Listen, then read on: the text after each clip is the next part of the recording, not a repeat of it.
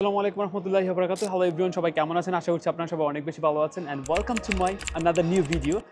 This is Imran Hossain from Australia. আর আজকের এই ভিডিওতে আমি মূলত এইচএসসি 2024 সালের শিক্ষার্থীদের উদ্দেশ্য করে কিছু স্টেপ দিব, যে স্টেপগুলো ফলো করলে তোমরা কিন্তু অস্ট্রেলিয়াতে পড়াশোনা করতে পারো। ওকে, সো স্টেপ থাকবে এখানে 10টা। এই 10টা স্টেপ যদি ভালোভাবে ফলো করতে পারো, ইনশাআল্লাহ নেক্সট ইয়ারের এই দিনে কিংবা নেক্সট ইয়ারের ফেব্রুয়ারি মাসে আমি তোমাদের সাথে অস্ট্রেলিয়াতে দেখা করতে পারবো। তোমরা সবাই অস্ট্রেলিয়াতে থাকবা আশা করতেছি। কিছু ইনফরমেশন জানার জন্য তোমরা প্রচুর পরিমাণে আমাকে কমেন্ট করেছো।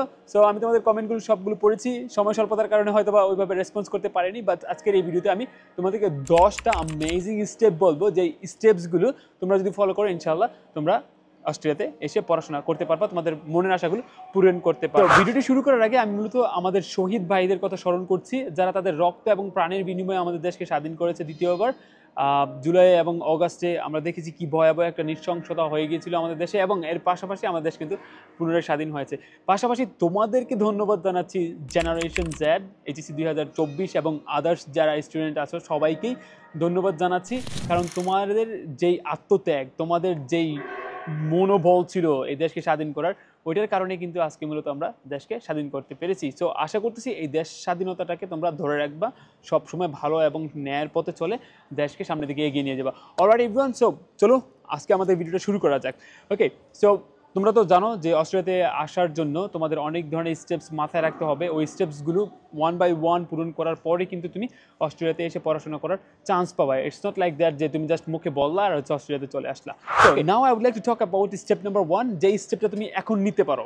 ওকে, যেহেতু তোমাদের পরীক্ষার রেজাল্ট এখনও দেয়নি, কিছুদিন পর পরীক্ষার রেজাল্ট দিয়ে দিবে। রেজাল্ট দেওয়ার আগে এখন তোমার কি করা উচিত? জাস্ট বসে বসে খাবা, নাকি দেশের যে পরিস্থিতি হচ্ছে ওই জিনিসগুলো দেখবা, নাকি নাইস অ্যান্ড অ্যাট্রাকটিভ ভাইয়া সেই বলছেন ভাইয়া সেই হয়েছে এরকম বলবা? না, এটা তো না। তোমাদের গোল তো অস্ট্রেলিয়াতে পড়াশোনা করা, রাইট? সো তোমাদের যে গোল যেহেতু অস্ট্রেলিয়াতে পড়াশোনা করা, তাহলে তোমাদের কিছু স্টেপ ফলো করতে হবে। আর আগে থেকে যদি এই স্টেপগুলো ফলো করো, ডেফিনেটলি তোমরা কিন্তু পরবর্তীতে অস্ট্রেলিয়াতে চলে আসতে পারবা। Okay, let's talk about step number 1। Step number 1 যেটা তোমাদের এখন অবশ্যই করণীয়, সেটা হচ্ছে তোমাদের এখন আইএলটিএস এবং পিটিই নিয়ে ভালোভাবে ধারণা নেওয়া উচিত। তোমার যেহেতু রেজাল্ট এখনও দেয়নি, সো আমি তোমাদেরকে রেকমেন্ড করবো তোমরা আইএলটিএস এবং পিটিই নিয়ে ভালোভাবে ধারণা নাও, কীভাবে পরীক্ষাগুলো হয়ে থাকে, কত মার্কসের পরীক্ষা হয়ে থাকে, ওই ধরনের একদম প্রপার ইনফরমেশনগুলো মাথায় রাখো। পরবর্তীতে তোমরা যেন আইএলটিএস এর প্রিপারেশনটা ভালোভাবে নিতে। স্টেপ নাম্বার 2, যে জিনিসটা তোমরা করতে পারো সেটা হচ্ছে select a course that you would like to pursue here in Australia. So একটা কোর্স সিলেক্ট করো যেটার প্রতি তোমার প্যাশন আছে, যেটা তোমার ভালো লাগে, যেটা তোমাকে প্লেজার দেয়, হ্যাপিনেস দেয়। সো ওই কোর্সটা সিলেক্ট করার পর ওই কোর্সটা নিয়ে তুমি ভালোভাবে স্টাডি করো। অস্ট্রেলিয়া কোন কোন ইউনিভার্সিটিগুলো ওই কোর্সটাকে প্রোভাইড করে থাকে, ওইটা নিয়ে তুমি এখন রিসার্চ করবা। ফার্স্ট অফ অল তুমি আইএলটিএস এবং পিটি নিয়ে ভালোভাবে ধারণা নিবা। ওকে, অন্য আদার্স কোনো ইংলিশ প্রফিসিয়েন্সি টেস্ট না, শুধুমাত্র আইএলটিএস অথবা পিটি, ভালো অ্যাকসেপ্টেন্স আছে এটার। সেকেন্ড হচ্ছে কোন কোর্সে তুমি পড়াশোনা করতে চাও, কোন কোর্স নিয়ে তুমি হচ্ছে তোমার লাইফটাকে গঠন করতে চাও, ওই কোর্স নিয়ে ভালোভাবে আইডিয়া রাখা, এবং ওই কোর্সটা কোন কোন ইউনিভার্সিটি প্রোভাইড করতেছে ওই জিনিসটা নিয়ে একটু ঘাটাঘাটি করা। কীভাবে ঘাটাঘাটি করবা, কোথায় ঘাটাঘাটি করবা, পরবর্তীতে একটা ভিডিওতে মূলত আমি দেখাই দেবো যে কীভাবে ইউনিভার্সিটি রিসার্চ করবা। সো আমরা মূলত 2টা স্টেপ নিয়ে কথা বলেছি, এখন মূলত আমরা কথা বলবো স্টেপ নাম্বার 3 নিয়ে। আর স্টেপ নাম্বার 3 হচ্ছে do research about university at the same time about the tuition fee. তো তোমরা তো একটা কোর্সই চুজ করবো না, এই কোর্সের টিউশন ফিটা তো দেওয়া লাগবে। এখন কোন ইউনিভার্সিটি কোন ধরনের টিউশন ফির মাধ্যমে এই কোর্সগুলোকে প্রোভাইড করে থাকে, ওইটা নিয়ে একটা রিসার্চ করো। অনলাইনে যাও, ইউনিভার্সিটির নাম লিখো, দেন ওই কোর্সটাকে চুজ করো, ওইটার নিচে যাও, নিচে গিয়ে দেখবে যে ওইখানে ফিস দেওয়া আছে, ওই ফিসগুলো দেখো যে তোমার জন্য কতটা কনভিনিয়েন্ট হয়, বা ওইখানে কোনো ধরনের স্কলারশিপ ব্যবস্থা আছে কিনা। ওই স্কলারশিপটা পেতে হলে তোমাকে কী করতে হবে, ওই জিনিসগুলো নিয়ে ভালোভাবে আইডিয়া রাখো, তাহলে দেখবে ভালো একটা বেনিফিট কিন্তু তুমি পাবা। স্টেপ নাম্বার 4, আর স্টেপ নাম্বার 4টা হচ্ছে talk to an agency, gate all the proper information from them, at the same time একটা ব্যাঙ্ক অ্যাকাউন্ট খুলে ফেলো। এফডিআর করতে পারো, সেভিংস অ্যাকাউন্টে টাকা রাখতে পারো। ব্যাঙ্ক ম্যাচুরিটির প্রতি একটু কনসার্ন হওয়া। দ্য সেম টাইম যখন তুমি এজেন্সির সাথে কথা বলতে যাচ্ছ, যখন তুমি এজেন্সির সাথে কথা বলবে, প্রপার ইনফরমেশন পাওয়ার পাশাপাশি ওই ব্যাংকের ব্যাপারেও কিন্তু এজেন্সি তোমাকে ওই জিনিসগুলো নিয়ে আইডিয়া দিয়ে দিবে। সো আমি রেকমেন্ড করছি 4 নম্বর স্টেপে যেটা কাজ করবা সেটা হচ্ছে বাংলাদেশে ভালো ভালো যে এজেন্সিগুলো আছে তাদের সবার সাথে কথা বলে তাদের সাথে একটা কম্প্যারিজন তৈরি করে দেখো কোন এজেন্সি তোমার ভালো লাগতেছে, ওই এজেন্সির কাছে যাও, পরবর্তী তাদের দিয়ে প্রসেসিংটা করো। এই এজেন্সি নিয়ে আমি একটা ভিডিও বানিয়েছিলাম, ওই ভিডিওটা কিন্তু আপনারা চাইলে দেখে আসতে পারবেন, যে 5 best agencies in our country for studying in Australia. Australia নিয়ে 5টা বেস্ট এজেন্সির কথা আমি বলেছিলাম, ওই 5টা বেস্ট এজেন্সির সাথে আপনারা কথা বলতে পারেন। পাশাপাশি এখন আরও অনেক মাশাআল্লাহ অনেক সুন্দর সুন্দর এবং নামি ধামি এবং প্রপার ওয়েতে কাজ করে এমন এজেন্সির নামও আমি শুনতেছি। পরবর্তীতে ওই ভিডিওটা আমি আপডেট করে ওই এজেন্সির নামগুলো কিন্তু আমি অ্যাড করে দেবো। সবাই চেষ্টা করে তাদের বেস্টটা দিয়ে যেন প্রত্যেকটা স্টুডেন্টই তাদের সাকসেসটা পায় অস্ট্রেলিয়াতে পড়াশোনা করার। তাহলে আমাদের এজেন্সির সাথে কথা বলা হলো, এজেন্সি যখন তোমাকে প্রপার ইনফরমেশনগুলো দিবে ওই সময় কিন্তু ব্যাঙ্ক অ্যাকাউন্টের কথাও মেনশন করে দিবে। সো তারপরের দিন কিংবা তার এক সপ্তাহের মধ্যে তুমি চাইলে ব্যাঙ্ক ম্যাচুরিটিটা কিন্তু স্টার্ট করতে পারো। সো যেই দিন থেকে তুমি ব্যাঙ্ক অ্যাকাউন্ট খুলবা, এফডিআর কিংবা আদার্স সেভিংসে রাখো, তারপর থেকে তোমার ব্যাঙ্ক ম্যাচুরিটি কিন্তু শুরু হবে। সো চেষ্টা করো লেনদেন করার জন্য, ভালো মোটা অঙ্কের একটা টাকা লেনদেন করবা, যেটা হচ্ছে তুমি পরবর্তীতে দেখাবা যে তোমার স্পন্সর কী করে। সো ওইভাবে মাথায় রেখে ক্যালকুলেশন করে টাকাগুলো লেনদেন করো, ব্যাঙ্ক ম্যাচুরিটিটা বাড়াও, ইনশাল্লাহ দেখবা পরবর্তীতে ভিসাটা পেতে অনেক বেশি সহজ হয়ে যায়। Now I would like to talk about step number 5। আর স্টেপ নাম্বার 5টা হচ্ছে এই যে এজেন্সির সাথে কথা বলতেছো, এই এজেন্সিগুলো দ্বারা বিভিন্ন ধরনের এক্সপো হয়ে থাকে। এক্সপো মানে হচ্ছে একটা মেলা হয়ে থাকে, এডুকেশন মেলা, kind of education expo. So ওইগুলোতে অ্যাটেন্ড করো, ওইগুলোতে ডিরেক্টলি ইউনিভার্সিটির যে রিপ্রেজেন্টেটিভ ওরা উপস্থিত থাকে ওই মেলাগুলোতে।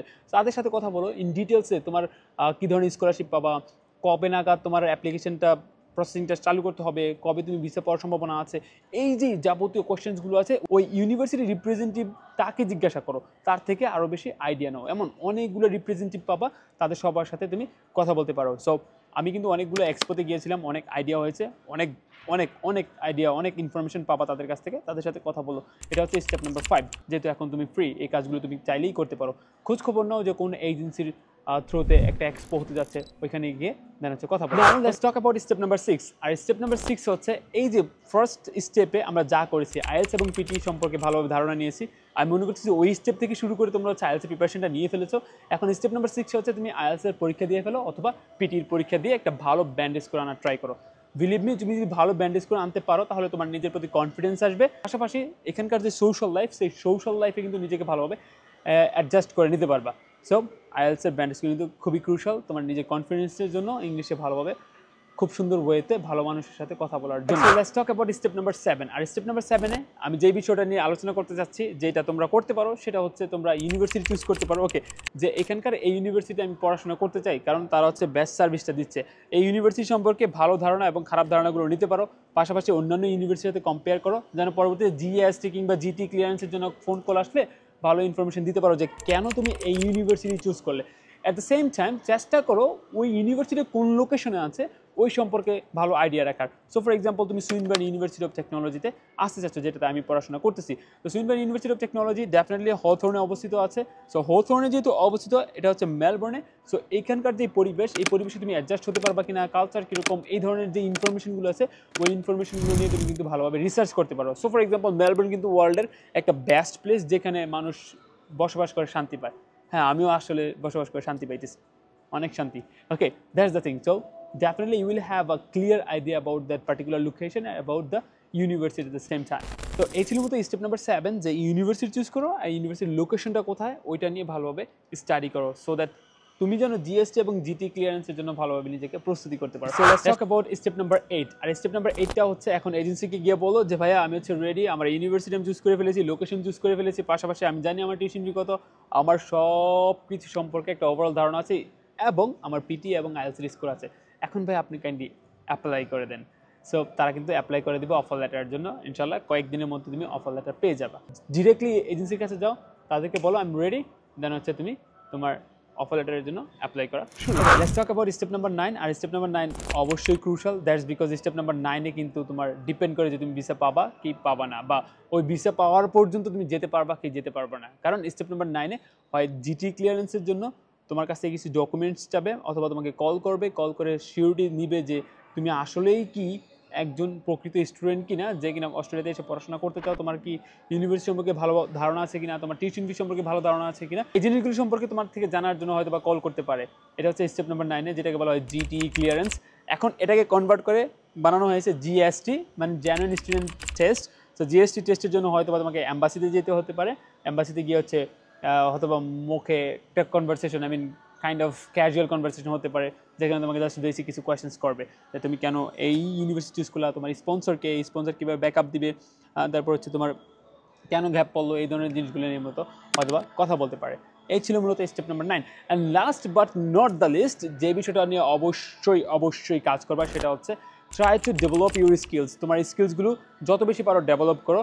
পাশাপাশি মেন্টালি নিজেকে প্রিপেয়ার করো যে অস্ট্রেলিয়াতে আসার পর এখানে হুটহাট করে জব পাবা না, আসার পর দিনই তোমার লাইফটা ইজি হয়ে যাবে না, সুন্দর হয়ে যাবে না, এরকম না। একটা সময় লাগবে, কারো ক্ষেত্রে তাড়াতাড়ি হয়ে যায়, কারো ক্ষেত্রে একটু সময় লাগে। সো এই জিনিসটা নিয়ে অবশ্যই কনসার্ন হবা যে স্টেপ নাম্বার 10 হচ্ছে মেন্টালি নিজেকে প্রিপেয়ার করবা, পাশাপাশি কিছু স্কিলস বাড়ানোর চেষ্টা করো, ব্যারিস্টা কোর্স করতে পারো, অন্যান্য আদার্স যে কোর্সগুলো আছে ওইগুলো করতে পারো। কোর্সগুলো নিয়ে পরবর্তী একটা ভিডিওতে আমি মূলত বিস্তারিতভাবে আলোচনা করবো। আর অবশ্যই try to bring your driving লাইসেন্সটা নিয়ে আসা ট্রাই করো, তাহলে জব পেতে ইজি হবে। সো আমি মনে করলাম যে এই যে 10টা স্টেপ, এই 10টা স্টেপস কিন্তু এইচএসসি 2024 সালের স্টুডেন্টদের এখন মাথায় রাখা উচিত এবং ওই অনুযায়ী তাদের এখন কিন্তু কাজ করা উচিত। আমি আশা করতেছি 10টা স্টেপ ফলো করলে তোমরা অ্যাটলিস্ট ভিসার জন্য অ্যাপ্লাই করতে পারবা। আর ভিসার জন্য অ্যাপ্লাই করার পরেই কিন্তু লাস্ট স্টেপ, আইদার তারা তোমাকে অ্যাকসেপ্ট করবে আর না হয় তোমাকে রিজেক্ট করবে, হয়তো ওইখানে রিজন থাকবে রিজেক্ট করার। সো এই ছিল মূলত 10টা স্টেপস যেগুলো অ্যাজ এ এইচএসসি 2024 স্টুডেন্ট হিসেবে তুমি এখন করতে পারো। সো তোমরা আমার কাছে কোয়েশ্চেন করেছিলে, আমি তোমাদের অ্যান্সার দিলাম। এখন ভাই আমার ভুল হতেই পারে, আমার অনেক কিছু ইনক্লুড করা যেহেতু এখানে হয়তো আমি করিনি, এই ধরনের একটা ইনফরমেশন আমি হয়তো দিতে পারিনি। সো আমার কথায় যদি কোথাও ভুল থাকে তোমরা কাইন্ডলি আমাকে ক্ষমার দৃষ্টিতে দেখবা। আর ইনশাল্লাহ পরবর্তী কোনো একটা ভিডিওতে অন্য একটা টপিক নিয়ে আলোচনা করব। তোমরা কমেন্ট করে জানিয়ে দাও পরবর্তী ভিডিওটি কী ধরনের বিষয় নিয়ে তোমরা চাচ্ছ, দেন হচ্ছে আমি চেষ্টা করবো ওই সম্পর্কে একটা ভিডিও তোমাদেরকে উপহার দেওয়ার জন্য। বাট তোমরা কখনো কোন ধরনের টেনশন করবে না, whatever happens for good, আল্লাহ যা করে ভালোর জন্যই করে।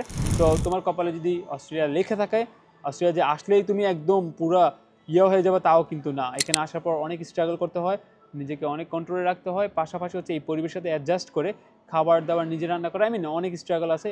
বাট এখানে শান্তিও আছে, এখানে একটা ক্যারিয়ারও আছে, ওই জিনিসগুলো কিন্তু মাথায় রাখতে হবে। দেখা হচ্ছে তোমাদের সবার সাথে অস্ট্রেলিয়াতে ইনশাল্লাহ একদিন।